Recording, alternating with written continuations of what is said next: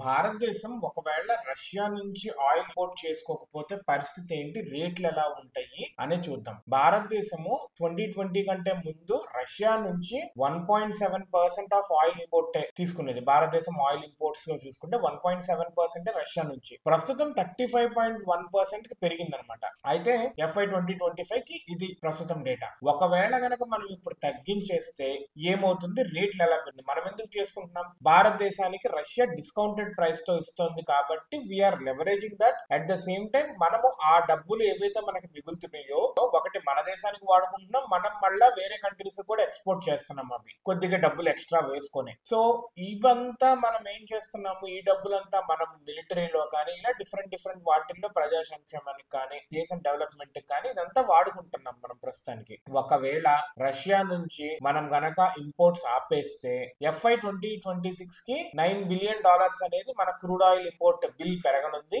అదే విధంగా FY 2027 కి దగ్గర దగ్గర $12 బిలియన్ బిల్ పెరగనుంది FY 2027 కి. ఇదివరకు మనం ఏం చేసేవాళ్ళము, మిడిల్ ఈస్ట్ నుంచి ఇరాక్, సౌదీ అరేబియా, UAE నుంచి ఇంపోర్ట్స్ ఎక్కువ చేసుకునే వాళ్ళము అండ్ మంత్లీ బేసిస్ తో వాళ్ళతో కాంట్రాక్ట్స్ తో చేసుకునే వాళ్ళు అనమాట మన వాళ్ళు. సో ఎప్పుడైనా కావాలి అంటే ఏదైనా మంత్ ఎక్స్ట్రా కావాలి అంటే కనుక అది కూడా అడుగుతూ ఉండేవాళ్ళు, మనకు వస్తా ఉండేది. సో రష్యా నుంచి ఆపేస్తే కనుక మనం మళ్ళీ we will fall back to start importing from these Middle East allies only. ఇక్కడ నుంచే ఇంపోర్ట్ చేసుకోవాల్సి వస్తుంది. కానీ బిల్స్ వైజ్ ఇది డిఫరెన్స్ వస్తుంది అనమాట. కానీ రష్యా నుంచి మనం ఆపేసేమో అంటే కనుక మనకింత సమ్ X% రష్యా నుంచి తీసుకునే వాళ్ళంతా ఆపేస్తే కనుక అండ్ ఈ మిడిల్ ఈస్ట్ కంట్రీస్ కనుక వాళ్ళ ఆయిల్ ఏవైతే వాళ్ళు ప్రొడక్షన్ ఉంటుందో అది దగ్గర దగ్గర 10% పెంచాల్సి ఉంటుంది. ఎందుకంటే 10% రష్యాది టోటల్ వరల్డ్ ఆయిల్ ఇంపోర్ట్స్ లో 10% రష్యా నుంచే ఉంటుంది. కాబట్టి ఇక్కడ నుంచి ఆపేస్తే వాళ్ళ ప్రొడక్షన్ పెంచాల్సి ఉంటుంది. లేదంటే rate of oil per barrel అనేది పెరుగుతుంది పక్కాగా. ఇన్ టర్మ్స్ ఆఫ్ వాల్యూమ్ చూసుకుంటే కనుక